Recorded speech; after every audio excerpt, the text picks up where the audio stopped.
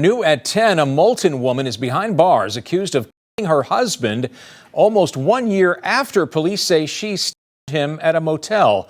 25-year-old Ashley Wright is accused of killing Carl Dewayne Jones.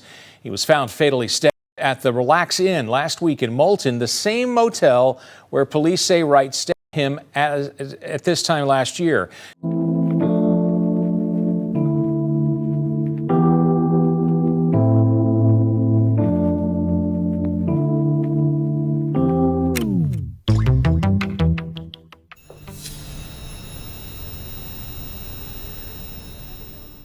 It's your girl, Mrs. Tony 2 times, and I'm back with another video.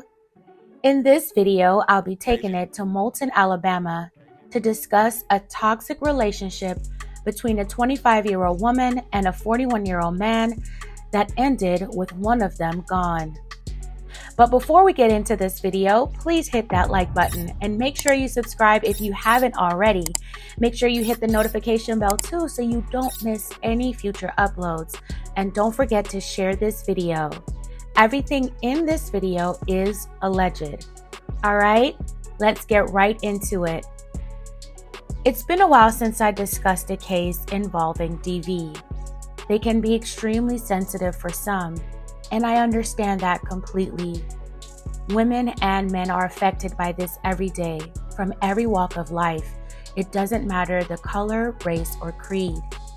They are people who have had to fight for their lives and lived to tell their story of survival, and others are not so fortunate. Sometimes the topic of discussing how it can also affect men can be so taboo, but it happens more often than you can imagine. Sometimes men suffer in silence, not wanting their masculinity to come into question. And there are situations where both parties involved are equally toxic, verbally, mentally, and even to the extent of putting their hands on each other. When it comes to toxicity in a romantic relationship, I question whether it's a form of codependency or trauma bonding. What would make two people stay together who are absolutely destructive to the other person and themselves? Give me your perspective on this in the comments. For 25-year-old Ashley Latrice Wright and 41-year-old Carl Dewayne Jones, their relationship seemed destined to end badly from the beginning. The couple already began to develop a track record of DV against each other. On December 1st, 2022, the couple had been living together at the Relax Inn in Moulton, Alabama. Ashley and Carl were drinking and began arguing about family issues. According to what Carl reported to police, Ashley grabbed a steak knife and struck him in the chest. Luckily, Carl's injuries was not life-threatening. Ashley, who was already out on bond for a DV charge against Carl, fled the scene before officers arrived. Law enforcement caught up to Ashley and she was again charged with attacking Carl. She was booked into the county jail with a $10,000 bond. She was held in jail over a bond provocation since she was already out of jail for the previous charge on Carl. Ashley would eventually get on bond again. In February of 2023, Ashley's December 22 case was waived to a grand jury and is still pending. Despite all that happening between Carl and Ashley, they found their way back to each other and actually decided to get married. I guess they thought that getting married would help the seemingly toxic relationship, but it seemed to only make things worse. The couple had left the Relax Inn in Moulton and headed elsewhere. In June 2023, once again, things got physical, and it was Carl who was taken into custody in Lauderdale County, Alabama on DV charges. But again, the now husband and wife remained together. Months later, Carl and Ashley found their way back to Moulton and were once again staying together at the Relax Inn.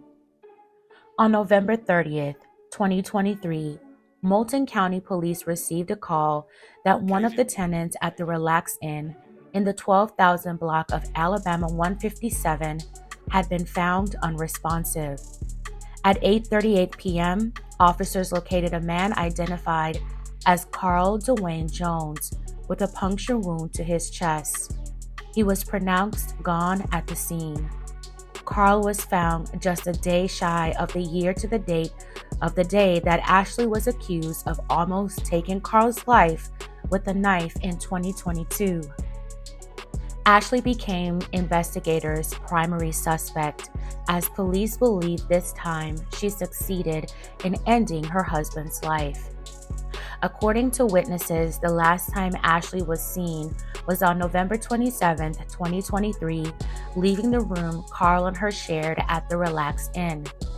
Witnesses never saw her return and never saw Carl. Ashley was now on the run, but not for long.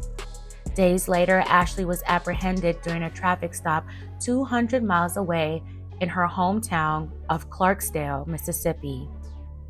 She was extradited back to Alabama on December 4, 2023, and was taken into custody by the Moulton Police Department. Multiple law enforcement agencies were involved in Ashley's capture, including the FBI. She is currently being held without bail at the Lawrence County Jail in Alabama. No court date has been set for her as yet, but her attorney out of Huntsville requested that she undergo a mental health examination. The motion detailed Ashley's history with psychiatric issues, including previous admissions to psychiatric facilities in Mississippi. The document also stated that Ashley was in the process of seeking treatment for hearing voices and seeing things. Ashley Latrice Wright is innocent until proven guilty. My condolences to Carl's family. May he rest in peace. What a horrible way this toxic situation ended, but I'm not surprised.